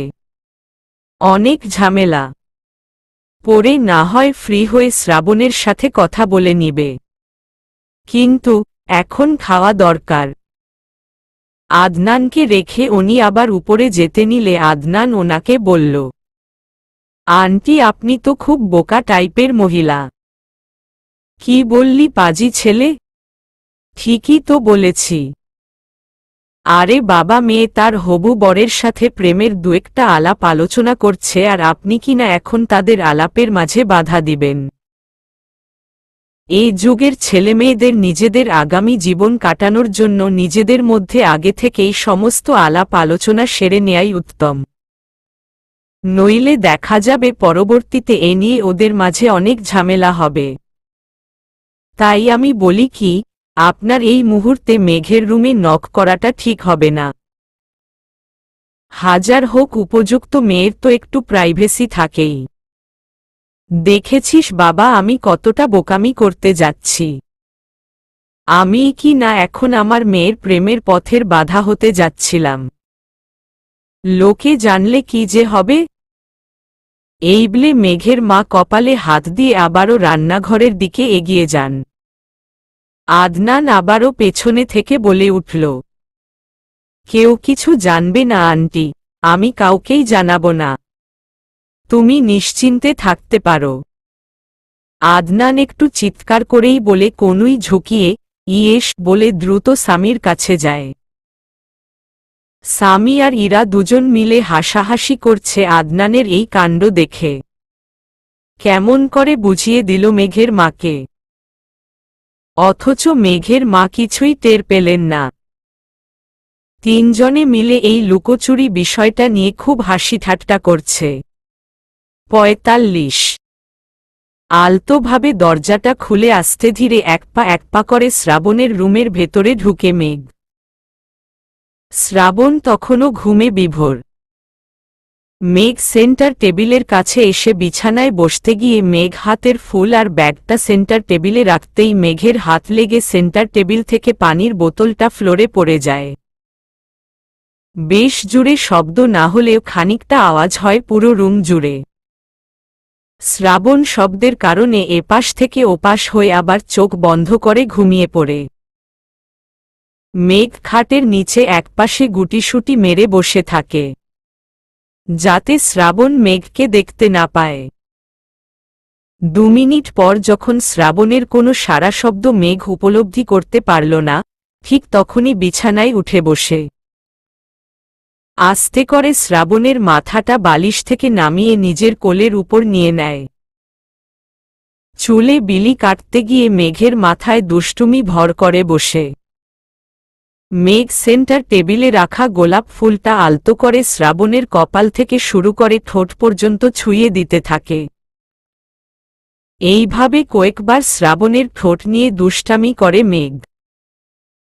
শ্রাবণের নড়চড় না পেয়ে ফুল দিয়ে শ্রাবণের সারা মুখে সুরসুরি দিতে থাকে মেঘ। ফুলের স্পর্শ পেয়ে ঘুম না ভাঙলেও সুরসুরির যন্ত্রণায় শ্রাবণের ঘুমটা ভেঙে গেল। চোখ মেলে তাকিয়েই মেঘকে দেখতে পায় শ্রাবণ। আজকের দিনে এইভাবে এই বাসায় মেঘকে দেখে শ্রাবণের চোখ দুটো রসগোল্লার মতো বড় হয়ে গেল। এক লাফে মেঘের কোল থেকে সরে বিছানায় বসে শ্রাবণ। শ্রাবণের এমন ভয় ভয় চেহারা দেখতে পেয়ে মেঘ ভীষণ মজা নিচ্ছে। খিলখিলিয়ে হেসে উঠে মেঘ। মেঘের হাসি দেখে শ্রাবণ মেঘকে কাঁপা কাঁপা গলায় বলল, তুমি এখানে কিভাবে? কিভাবে আবার? আমার ডানা গজিয়েছে। ফাজলামি করো না। তোমাকে কেউ দেখে ফেলেনি তো? তাছাড়া তোমার বাড়িতে করা সিকিউরিটি। সবার চোখ ফাঁকি দিয়ে আমার কাছে আসলে কিভাবে, তাও আজকের দিনে? কেউ দেখলে খুব ঝামেলা হবে রাত্রি। দেখেছে তো একজন, যে আমাকে এখান পর্যন্ত আসতে হেল্প করেছে। সে তোমার বোন পুতুল। আর আমার বাড়ি থেকে এখানে আসতে হেল্প করেছে আদনান। কি? আদনান? ওর কি মাথা খারাপ হয়ে গেছে যে এইভাবে তোমাকে একা ছেড়ে দিল? আর পুতুল তো বাড়ির সবাইকে সব বলে দিবে। রাখো তো এসব। কেমন সারপ্রাইজ দিলাম সেটা বলো। এমন সারপ্রাইজ আমার চাই না, যে সারপ্রাইজ আমার ভয়ের কারণ হয়, যে সারপ্রাইজের জন্য কাউকে হয়রানি করতে হয়। আমি জানি তুমি বাড়ির সবার টেনশনের কথা ভাবছ, সেটাই স্বাভাবিক। কিন্তু তার থেকেও মূল্যবান ছিল কালকের কথাটা, যখন আমি বলেছিলাম তোমাকে সারপ্রাইজ দিব। শুধু কি এই সারপ্রাইজ? আরও আছে। ওয়েট।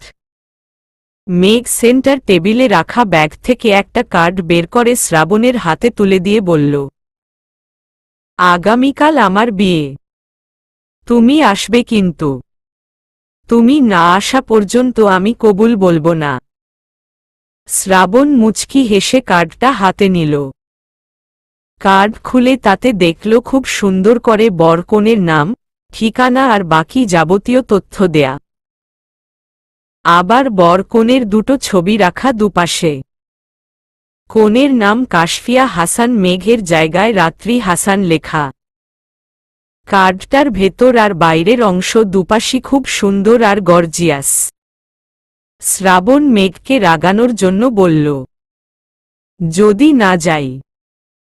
সমস্যা নেই, আমার কপালে তোমার ভালোবাসা নেই এটা মেনে নিয়ে ধৈর্য ধরে বাকি জীবন পার করে দেব।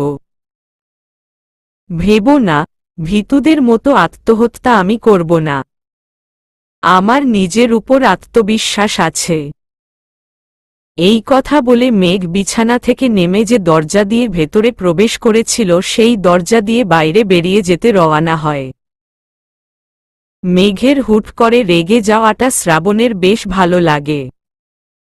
দ্রুত বিছানা থেকে নেমে মেঘের হাত ধরে মেঘকে আটকিয়ে বলল, চুপি চুপি নয়, সবার সামনে গিয়ে বাবা মায়ের সাথে দেখা করে তারপর বাড়ি যাবে।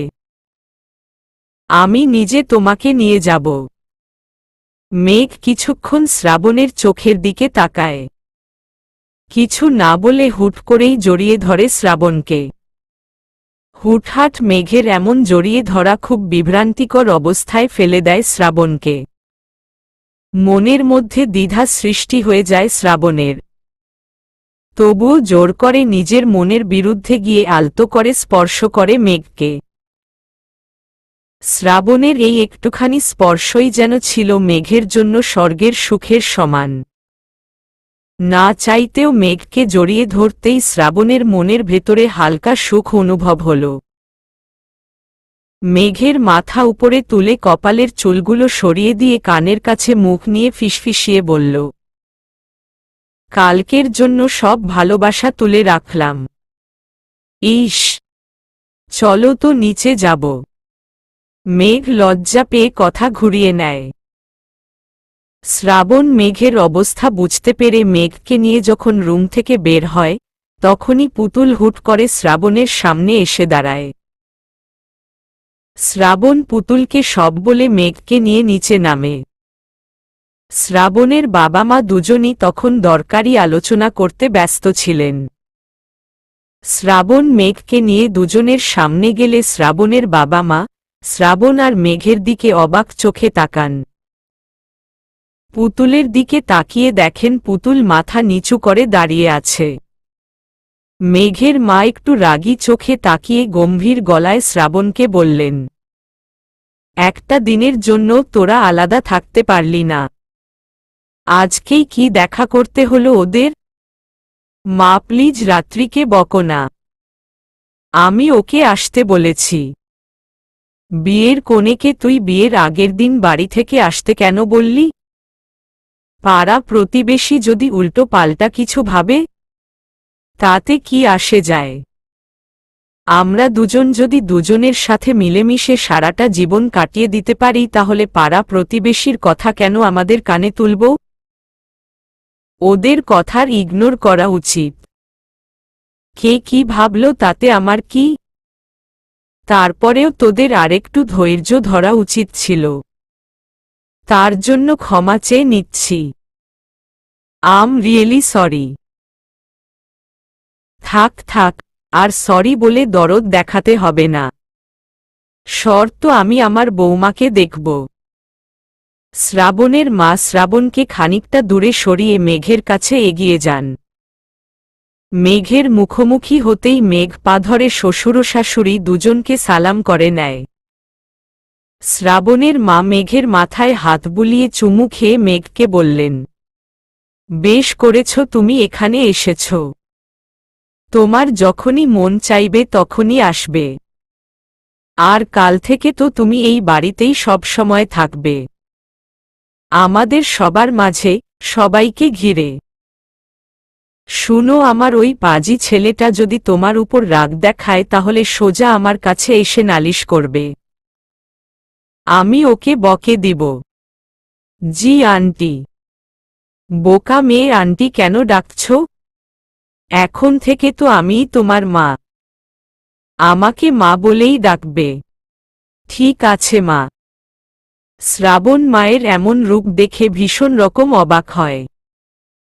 রাগ দেখিয়ে বাবার কাছে গিয়ে বলল, দেখলে বাবা, দেখলে? তোমার ওয়াইফ নিজের ছেলের থেকেও ছেলের বউকে বেশি ভালোবাসে। এখন যেন রাত্রি ওদের সব।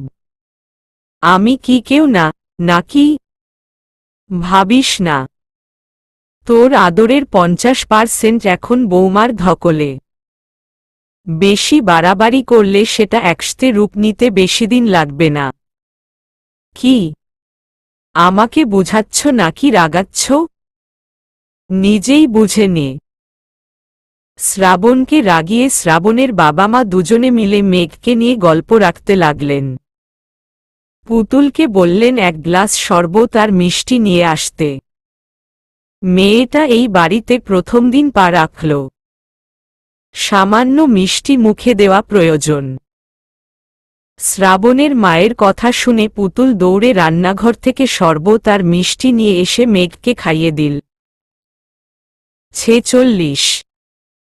অনেকটা সময় ধরে সবার সাথে আড্ডা দিয়ে মেঘ এবার বিদায় নিতে উঠে দাঁড়ায়।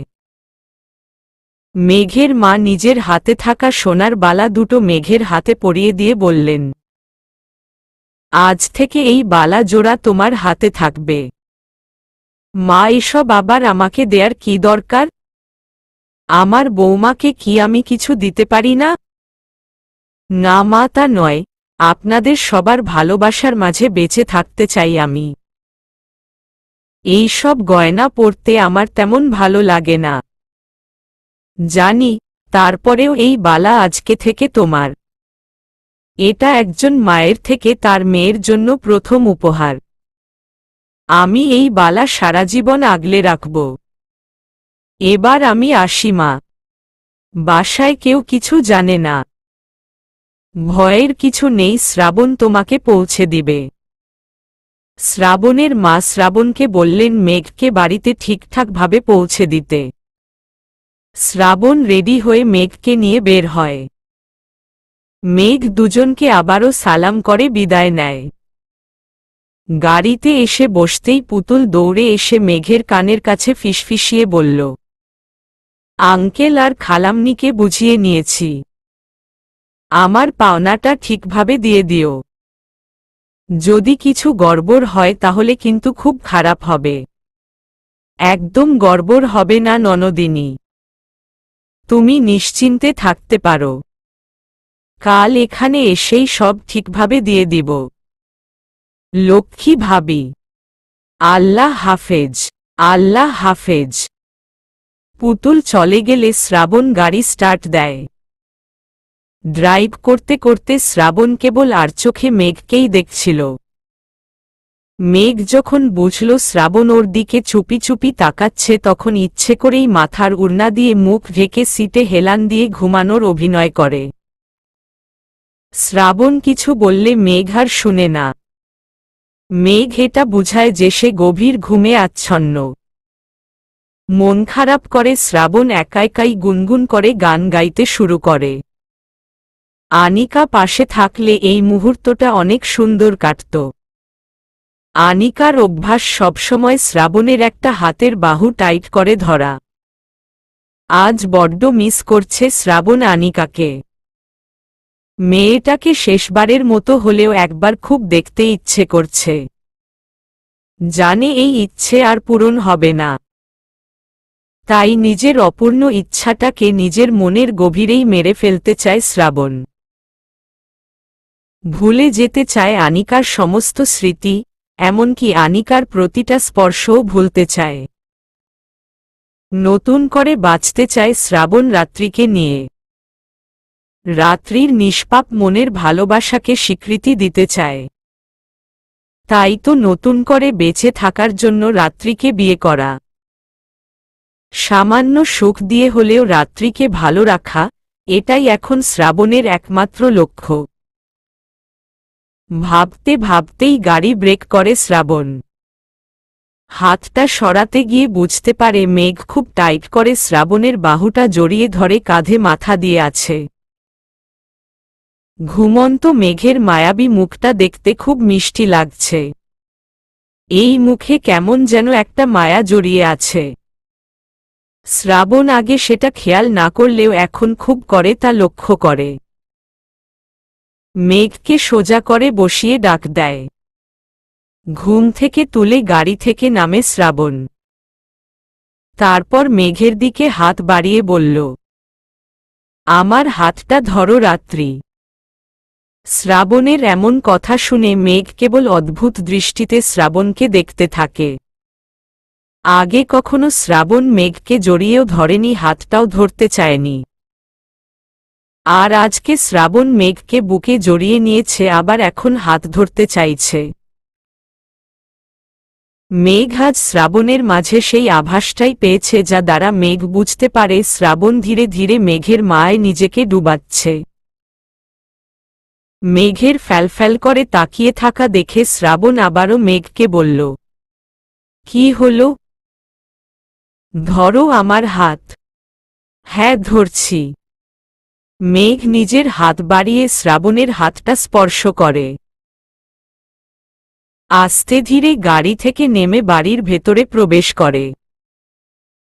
শ্রাবণ মেঘকে নিয়ে সবার সামনেই বাড়ির ভেতরে প্রবেশ করে। মেঘ শক্ত করে শ্রাবণের হাতটা ধরে আছে, কেউ বকা দিবে এই ভেবে। 47 শ্রাবণ আর মেঘকে ভেতরে ঢুকতে দেখে আদনান, সামি, ইরা তিনজনই অবাক হয়ে যায়। আদনান তো ভয়ে বুকে ফু দিচ্ছে। মেঘকে এইভাবে দেখে ইরা রাগী চোখে আদনানের দিকে তাকায়। আদনান মাথা নাড়িয়ে না করে। ইরা মেঘের কাছে যাওয়ার আগেই মেঘের মা ওদের দুজনের সামনে পৌঁছে যান। শ্রাবণের থেকে মেঘের হাত ছাড়িয়ে সবার আগে মেঘের গালে ঠাস করে চড় দেন। মেঘ গালে হাত দিয়ে চোখের জল ফেলছে। মেঘের মা মেঘকে বললেন, তোকে নিয়ে আমরা চিন্তায় দিনরাত ঘুমাতে পারি না। যদি আমাদের কলিজার টুকরোটার কোনো বিপদের আঁচ পাই, তুই নিজেই ভালো করে জানিস কিছু লোক তোকে মরিয়া হয়ে খুঁজছে। বাড়ির সবার চোখ ফাঁকি দিয়ে শ্রাবণের কাছে গেলি ভালো কথা, কাউকে তো সাথে নিতে পারতি তোর সেফটির জন্য। আরে বোকা মেয়ে, কেন বুঝিস না তুই? রাস্তাঘাটে তোর জন্য বিপদ অপেক্ষা করে আছে, আর তুই কি না নিজেই বাড়ির বাইরে গিয়ে নিজের বিপদ ডেকে আনছিস? সরি মা। সরি বললেই সব শেষ হয়ে গেল। একবার আমাদের কথা ভাববি না তুই? তোর কিছু হলে আমরা কাকে নিয়ে বাঁচব? সেই ছোট মেয়েটাকে কাল স্বামীর ঘরে পাঠাতে হবে, এটা ভাবলেই আমার বুক কেঁপে ওঠে। সেখানে ওই বাজে লোকগুলো তোকে রোজ রোজ ফলো করে। ভাবতে পারিস তুই আমাদের কতটা কষ্ট হয় তোর জন্য? মা হলে ঠিকই বুঝবি মায়ের মনে কতটা চিন্তা হয় সন্তান এক মুহূর্ত বাইরে থাকলে। মেঘের মা কথাগুলো বলতে বলতে কেঁদে ফেলেন। মেঘ মায়ের কান্না সামলাতে হুট করেই জড়িয়ে ধরে মাকে। বারবার সরি বলতে থাকে নিজের অপরাধের জন্য। মা ও মেয়ে দুজনই কাঁদছে। ইরা দুজনের কাছে গিয়ে বলল, বড়মা আর কেঁদো না প্লিজ। আজকে বাড়িতে একটা সুখের উৎসব আর তোমরা মামেয়েতে মিলে বাড়িশুদ্ধ লোককে ইমোশনাল করে দিচ্ছ। এটা কিন্তু একদমই ঠিক হচ্ছে না।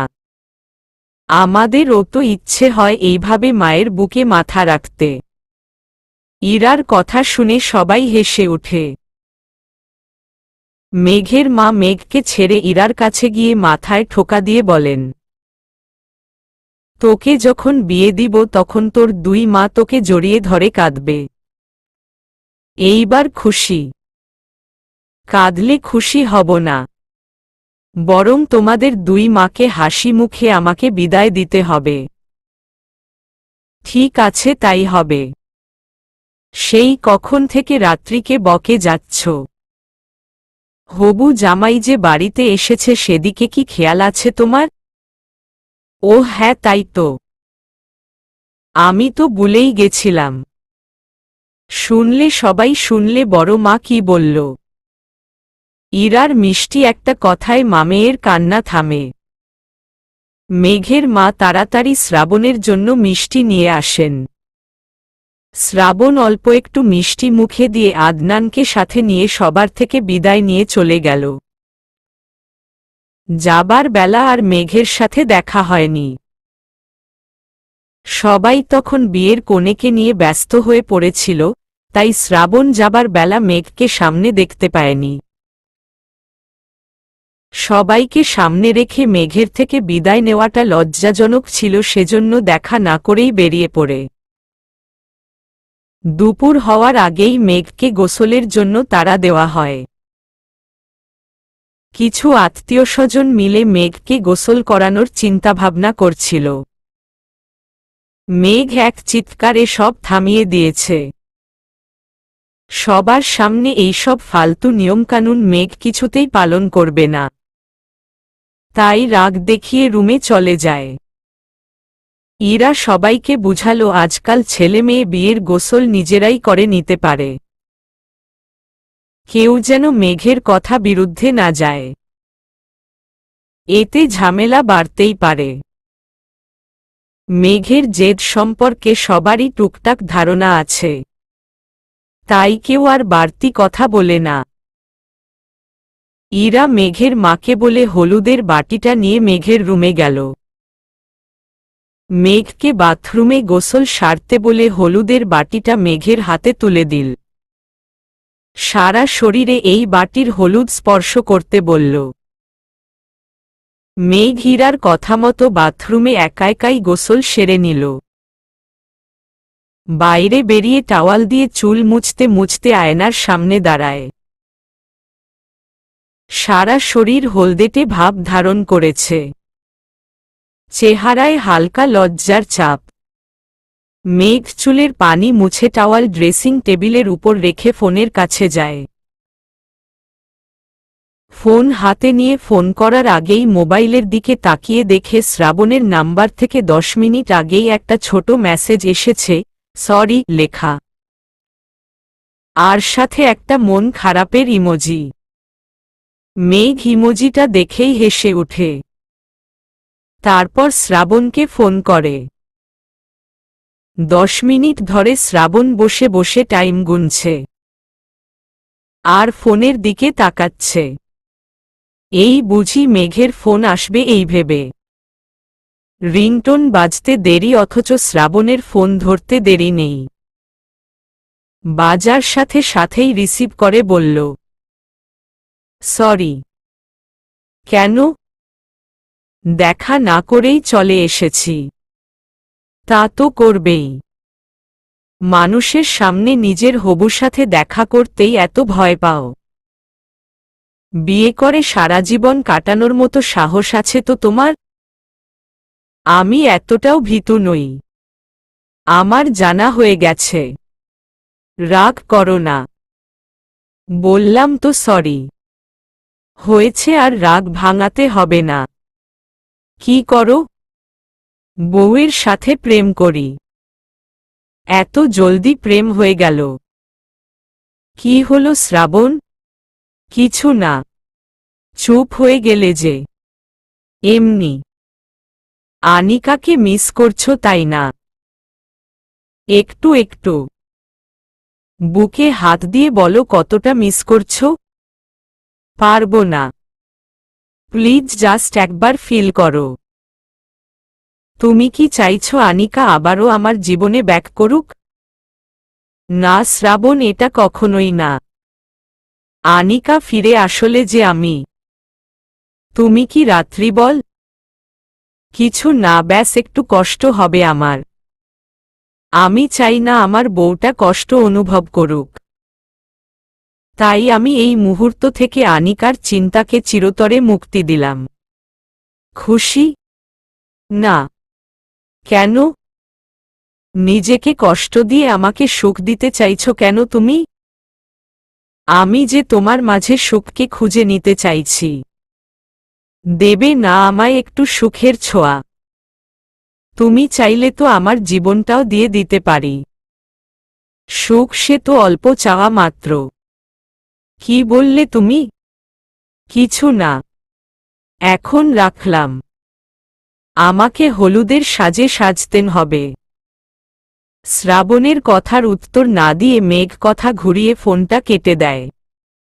শ্রাবণ ফোনের দিকে এক পলক তাকিয়ে নিজেই নিজের মনকে প্রশ্ন করে, কোনোভাবে যদি নিজের অতীতের অপরাধবোধ আর আনিকার স্মৃতি বিবাহিত জীবনে প্রভাব ফেলে তখন রাত্রিকে কিভাবে ফেস করবে? কিভাবে এই মেয়েটার নিষ্পাপ মনকে কষ্ট দিবে?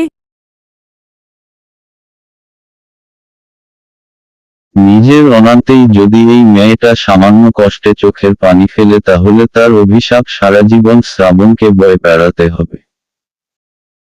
কারো অভিশাপ মাথায় নিয়ে ঘুরে বেড়ানো অনেক কষ্ট। এই বোঝার ভার সামলানোর ক্ষমতা বা শক্তি কিছুই শ্রাবণের নেই। নিরপরাধ ভালোবাসার যখন মৃত্যু হয় তখন একটা মনের সাথে একটা মানুষের মৃত্যু ঘটে। সেই মৃত মনটাকে পুনরায় জাগাতে রাত্রি যে লড়াইয়ের মাঠে নেমেছে সে লড়াইয়ে রাত্রিকে জয়ী করতে সর্বদা শ্রাবণকে তার পাশে থাকতে হবে। 48। সন্ধে হতেই মেঘকে সাজিয়ে দিল ইরা। হলুদ শাড়ি, হাত ভর্তি রিনিঝিনি চুড়ি, গলায় হার, কানে দুল, মাথায় টিকলি, পায়ে আলতা। মেঘকে দেখতে একদম অপ্সরীর মতো লাগছে। আত্মীয়স্বজনরা মিলে ছোটখাটো একটা মেহেদি সন্ধ্যার আয়োজন করল। অনুষ্ঠানের পুরো সময় শ্রাবণ মেঘকে ভিডিওক্লে দেখেই গেছে। নিজের মন থেকে আনিকা চিরদিনের জন্য মুছে ফেলতে মেঘই এখন একমাত্র রাস্তা। হয়তো মেঘই হবে শ্রাবণের আগামী দিনের পথ চলার সাথী। তাই তো মেঘের প্রতি এত টান জন্মাচ্ছে শ্রাবণের।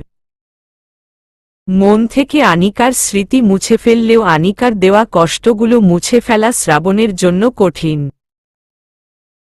অনুষ্ঠান শেষে ইরা মেঘের সারা হাত ভর্তি করে মেহেদি পরিয়ে দেয়। ফর্সা হাতে লাল টুকটুকে মেহেদির রংটা খুব সুন্দর ফুটে উঠেছে। ইরা মেঘকে রুমে রেখে বাইরে যাওয়ার সময় স্বামীর রুমে উকি দিয়ে দেখে স্বামী ঘুমিয়ে পড়েছে। অসুস্থ শরীরটা বেশ ক্লান্ত স্বামীর। অনুষ্ঠানের স্বামীর সবার সঙ্গ দেওয়া ছাড়া তেমন কাজ ছিল না।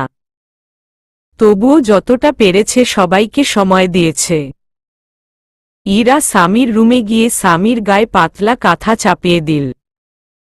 স্বামী কাঁথা মুড়ি দিয়ে ঘুমিয়ে পড়ে। ইরা স্বামীর মাথায় হাত ছুঁয়ে চলে আসে। সকালে সারা বাড়িতে হইচই শুরু হয়। চারিদিকে বাদ্যবাজনা বাজতে শুরু করে। ছোট ছোট ছেলেমেয়েদের দুষ্টামি শুরু হয়। মেঘকে ঘুম থেকে তুলে ইরা অল্প খাবার খাইয়ে আবারও সাজাতে লাগে। কনে সাজাতে অনেক সময় লাগবে, তাই আগে মেঘকে সাজানো প্রয়োজন। যেহেতু মেঘকে ঘিরে আজকের আয়োজন, সবাই চেয়েছিল একটু গান বাজনার সাথে ডান্সের আয়োজন করা হোক। কিন্তু স্বামীর কথা ভেবে সবাই পিছিয়ে যায়। স্বামী অসুস্থ শরীরে কোনো ডান্সে অ্যাটেন্ড করতে পারবে না। তাই একজনকে বাদ দিয়ে অনুষ্ঠান কেউই এনজয় করতে চায় না। যা করবে একসাথে করবে। ইরা যখন মেঘকে সাজাতে ব্যস্ত তখন মেঘের ফোনে কল আসে। মেঘ ভেবেছিল শ্রাবণের কাজিন পুতুল ফোন করেছে। পুতুল সারাক্ষণ মেঘের সাথে খুনসুটিতে মেতে থাকে। মেঘ কল রিসিভ করে যখন পুরুষ কণ্ঠ শুনল তখন ঘাবড়ে গেল। আবিরের কণ্ঠ চিনতে মেঘের দেরি হল না। মেঘ রাগ দেখিয়ে আবিরকে বলল, কি সমস্যা তোর? শান্তিতে বাঁচতে দিবি না আমাকে? এইভাবে বেহারায় মতো ফোন কেন করিস আবির? মেঘের মুখে আবিরের নাম শুনে ইরা চট করে মেঘের ফোন কেড়ে নেয়। ফোন থেকে সিমটা সরিয়ে সেটা ফেলে দেয়। মেঘ অবাক হয়ে জিজ্ঞেস করল, সিমটা ফেলে দিলি কেন? আজব। আবির যেন আর তোর কাছ ঘেঁষতে না পারে সেই জন্য ফেলে দিলাম। এতে তো তোরই ভালো। ওই স্টুপিডটা তোর জীবনটা নষ্ট করার খেলায় মেতে উঠেছে। আর আমি বেঁচে থাকতে সেটা হবে না। কিন্তু ইরা, শ্রাবণ যদি ফোনে না পায়, তুই আমার ফোন থেকে ভাইয়াকে কল করে নে। তাও নিজের সিমটা চাইবি না। আর ওই সিম পুনরায় উঠানোর প্রয়োজন নেই। প্রয়োজন হলে নতুন সিম কিনবি। মেঘ আর কিছু বলে না। সবাই ওকে নিয়ে এত চিন্তা করে যে সবার ভালোবাসা থেকে মেঘ খুশিতে কেঁদে ফেলে। মেঘের এই কান্নাটা সুখের কান্না। ভাই বোন, মা বাবা, বন্ধুবান্ধব সবার এত ভালোবাসা যার সাথে আছে তার ক্ষতি করার সাহস আবিরের মতো সামান্য খুনিরও নেই। ইরা ভরসার চোখে মেঘের দিকে তাকায়। মেঘ হেসে ওঠে। শ্রাবণ মেঘের ফোনে ট্রাই করে যাচ্ছে কিন্তু ফোন বরাবরের মতো বন্ধ আসছে। আদনান শ্রাবণকে এত টেনশনে দেখে জিজ্ঞেস করল, তোর আবার কি হলো? দেখ না, রাত্রির ফোন নাম্বার বন্ধ আসছে। ওর কোনো বিপদ হয়নি তো? বন্ধ তো ইরার ফোনে ট্রাই কর। দেখ ইরা কি বলে। ঠিক বলেছিস। শ্রাবণ তাড়াতাড়ি ইরার ফোনে কল দেয়। ইরা ফোন সোজা মেঘের কানে তুলে দেয়। মেঘের সাথে একটু কথা বলতে পারায় শ্রাবণের অশান্ত মনটা একটু শান্ত হয়। শ্রাবণ বুঝতে পারে ধীরে ধীরে সে কারো মায়াজালে নিজেকে জড়াচ্ছে। এই মায়া যেন চিরকাল অটুট থাকে। এই সম্পর্কটা যেন প্রতিটা সম্পর্কের মতো বিশ্বাস, ভালোবাসা আর ভরসার হয়। হয়তো আনিকার মতো করে রাত্রিকে ভালোবাসা শ্রাবণের জন্য কঠিন, কিন্তু চেষ্টা তো করা যায়। শ্রাবণ সেটাই করছে। ৪৯। সন্ধ্যের দিকে বরযাত্রী আসতে শুরু করে। বাসা ভর্তি মেহমান। নওরিন অনেক আগেই এসেছে। আদনান শ্রাবণের সাথে বরযাত্রী হয়ে এসেছে। কাজী বিয়ের কাজ শুরু করবে। কনের এজেন্ট নেওয়ার জন্য সবকিছু রেডি। ইরাকে পাঠানো হয় মেঘকে নিয়ে নিচে আসার জন্য। ইরা রুমে ঢোকার পথে স্বামীর সামনে পড়ে যায়। ইরা পাশ কেটে চলে যেতে চাইলে আমি ইরার হাত ধরে আটকে নেয়। ইরা জোর করে হাত ছাড়াতে চেষ্টা করে। স্বামী ততই জুড়ে হাত চেপে ধরে। স্বামীর হাত থেকে নিজেকে ছাড়ানোর আপ্রাণ চেষ্টা করছে ইরা। কিন্তু স্বামী ইরার হাত ছাড়তে নারাজ। স্বামী ইরাকে বলল, হাত ছেড়ে দিব, শুধু একটা প্রশ্নের উত্তর দাও। বলুন, কাল রাতে আমার রুমে কেন গিয়েছিলে? আমি তোমার রুমে কেন যাব? তোমার প্রতিটা স্পর্শ আমার পরিচিত। যদিও আমি ঘুমিয়েছিলাম, তারপরেও বুঝতে পেরেছি কেউ আমার কপালে হাত ছুঁয়ে এসেছে। আর সে হাতের স্পর্শ আমার খুব চেনা।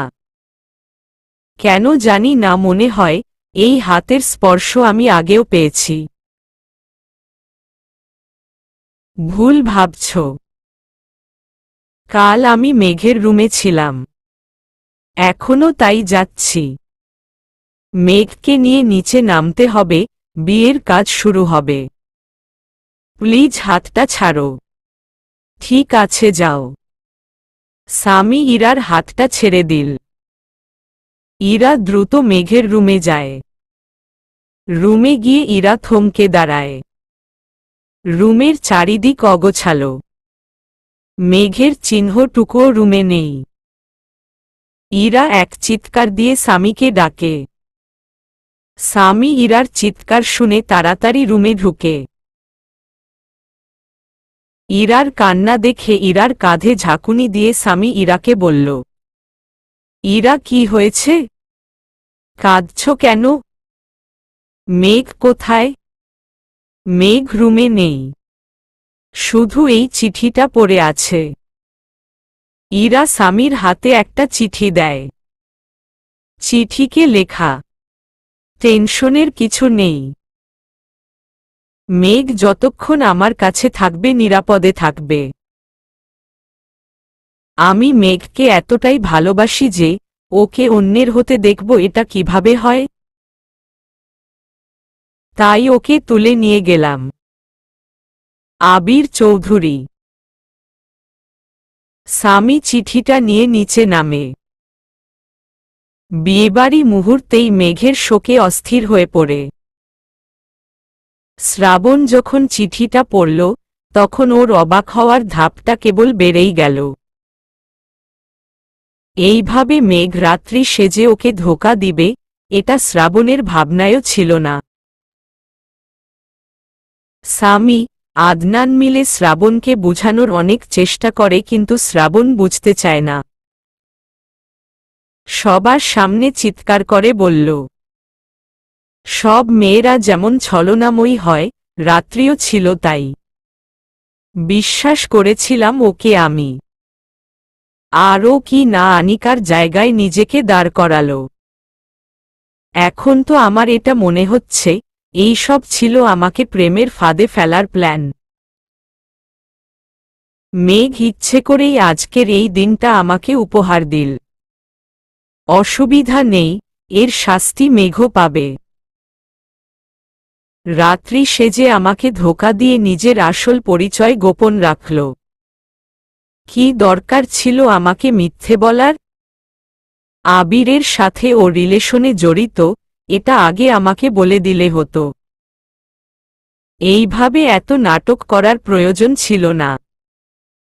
শ্রাবণের কথা শুনে আদনান ঠাস করে শ্রাবণের গালে চড় বসিয়ে দেয়। তারপর টানতে টানতে শ্রাবণকে নিয়ে বেরিয়ে যায়। ইরা কান্নায় ভেঙে পড়ে। মেঘের পরিবারের সবাই মিলে মেঘকে খোঁজার চেষ্টা করছে। প্রত্যেকটা পুলিশকে জিজ্ঞেস করা হলো, অথচ কেউ খেয়াল করল না। একজন অপরিচিত লোক এসে কিভাবে মেঘকে কিডন্যাপ করে নিয়ে গেল। বাসার সবাই দিশেহারা। স্বামী তাড়াতাড়ি নিজের চাচ্চুকে ফোন করে মেঘের নিখোঁজ হওয়ার সংবাদটা জানিয়ে দেয়। স্বামীর চাচ্চু পুলিশের আরেকটা টিমকে মেঘদের বাড়িতে পাঠান, যদি কোনো ক্লু পাওয়া যায়। দুর্ভাগ্য, এত ঘাটাঘাটি করেও পুলিশ কোনো ইনফরমেশন পেল না। মেঘের সিম তো আগে থেকেই বন্ধ। ইরার বোকামির ফল, খোঁজার কোনো লোকেশন ট্র্যাক করা যাবে না। যদি মেঘের কাছে ফোন থাকত তাহলে হয়তো কোনোভাবে লোকেশন বের করে মেঘকে খোঁজার কাজ সহজ হতো। কারো কাছে কোনো রাস্তা খোলা নেই। মেঘকে ফিরে পাওয়ার সব রাস্তা বন্ধ। এক সপ্তাহ এভাবেই পেরিয়ে যায়। সারা বাড়ি মুহূর্তেই মৃত্যুপুরীতে পরিণত হয়।